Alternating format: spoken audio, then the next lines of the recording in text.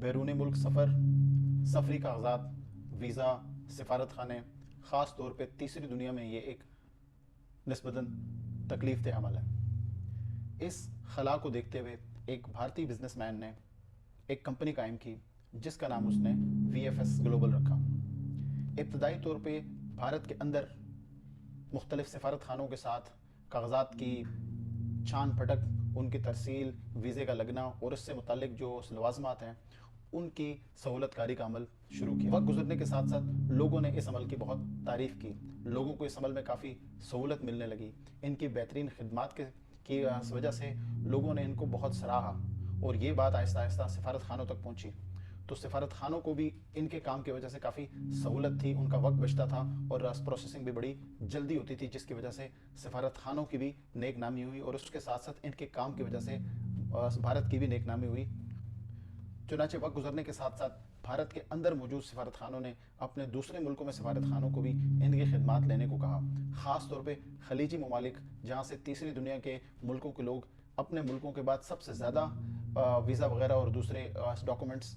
جمع کرواتے ہیں، وہاں پر ان کی خدمات کو حاصل کیا جانے لگا،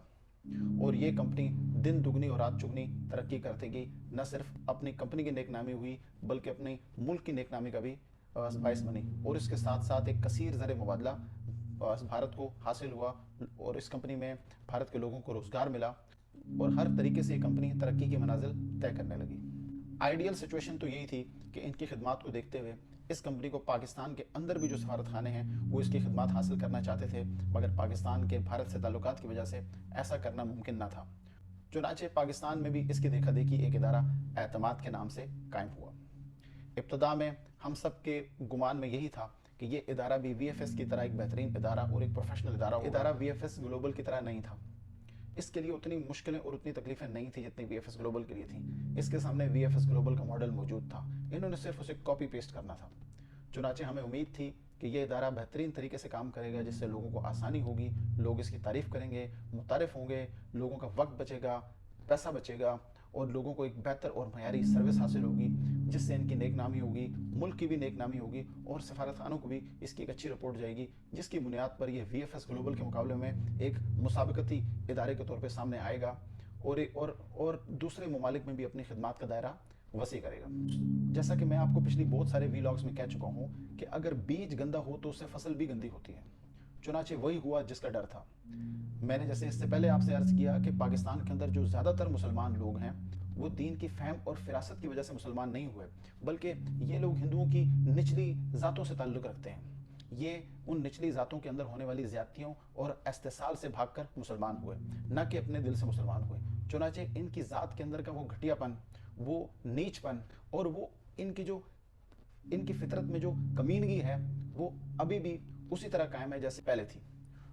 چنانچہ پاکستان میں موجود دوسرے اداروں کی طرح، چاہے وہ قومی ہوں یا پرائیویٹ ہوں، انہوں نے بھی ذلت کمانے کی فیکٹری لگا لی۔ کسی وسیع نظر لانگ ٹرم کاروباری سوچ کے ساتھ بتدریج ترقی کرنے کے بجائے راتوں رات پیسے کمانے کا جو خواب جس سے پاکستان کی قوم اور پاکستان کا معاشرہ اور پاکستان کے ملک اور ریاست ذلت بٹور رہی ہے، وہی طریقہ انہوں نے بھی اختیار کیا۔ جہاں پہلے کوئی کام تھوڑی تکلیف کے بعد ہو جاتا تھا، اب وہ ایک عذاب کے بعد ہونے لگا۔ انہوں نے اپنے قیام کے بعد نہ صرف لوگوں سے ڈھیر ساری لعنت بٹوری، بلکہ اپنے ملک کے لیے بھی مزید ذلت کا سامان پیدا کیا، جس کی بعض گشت ہمیں بیرون ملک بیٹھ کر بھی، بیرون ملک سفارت خانوں کے اندر بھی سنائی دیتی ہے، اور پاکستانی جہاں کہیں بھی ہیں وہ اس ادارے کو کسی اچھے نام سے یاد نہیں کرتے۔ انہوں نے بھی چیزوں سے بلا وجہ کے نقص نکال کر پیسے بٹورنے کا دھندا دن رات شروع کیا۔ کبھی کہتے ہیں کہ تصویر میں آپ کا ناک ٹیڑھا ہے، ہم اسے سیدھا کر دیتے ہیں مگر اس بات کے 5000 لگیں گے۔ کبھی کہتے ہیں کہ کاغذات جمع کروانے کے لیے آپ ناڑے والی شلوار کیوں پہن کے ہیں، آپ کو الاسٹک پہننی تھی، اسی لیے آپ کو 2000 روپے اور دینے ہوں گے، تب ہم جا کر آپ کے ڈاکومنٹس ایکسیپٹ کریں گے۔ عمرے کا ویزا ہو، حج کا ویزا ہو یا وزٹ ویزا، اس کے اوپر بہت سارے ایسے سوالات ہیں، بہت سارے ایسے چارجز ہیں جو اس سے پہلے بدنصیب اور بدبخت پاکستانیوں کو بھگتنے نہیں پڑتے تھے۔ حالیہ دنوں میں میری فیملی وزٹ کے اوپر آئی جن کو 1,00,000 روپے انشورنس کی فیس دینی پڑی۔ اب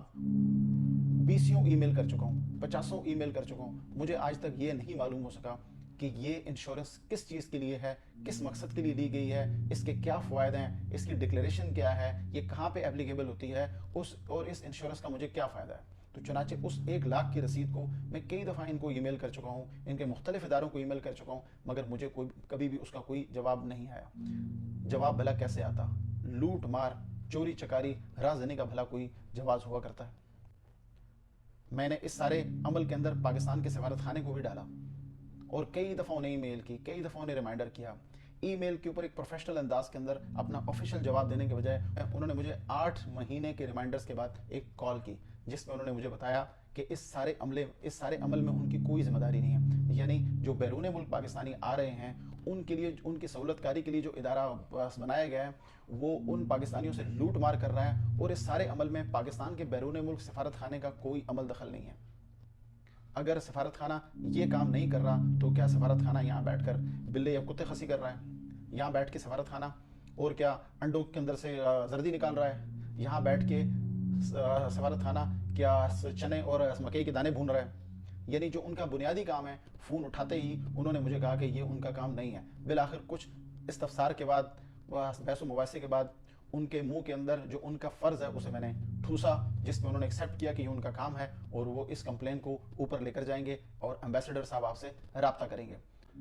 مگر ایمبیسڈر صاحب کے پاس اشتہاری, بھگوڑے اور مجرم کو فیسلیٹیٹ کرنے کے علاوہ وقت ہی کہاں ہے. اس لیے مجھے نہیں امید کہ اگلے 4-5 سال بھی ایمبیسڈر صاحب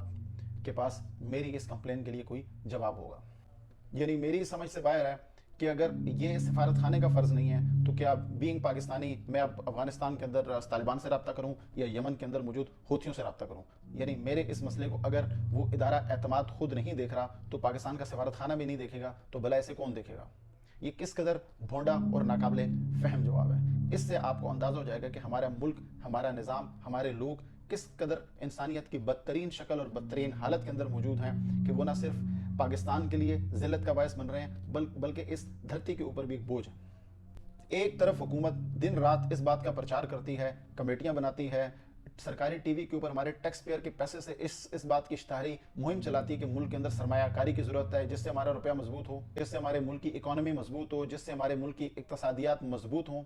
دوسری طرف جب ہم سونی دھرتی جیسی کوئی اپلیکیشن استعمال کرتے ہیں جس کا مقصد یہ تھا کہ وہ بیرون ملک پاکستانی کو فیسیلیٹیٹ کرے, ہم جب اسے استعمال کرتے ہیں اور اس کے اندر ہم سچ میں لکھ دیتے ہیں کہ ہم یہ پیسہ پاکستان میں سرمایہ کاری کی غرض سے بھیج رہے ہیں, تو ہمیں وہ فوائد حاصل نہیں ہوتے, ہمیں پوائنٹس نہیں ملتے جو ہمیں آٹومیٹکلی اس دور کے اندر جب ہم 21ویں صدی میں بیٹھے ہیں تو ملنے چاہیے. ایک بنیادی چیز ہے.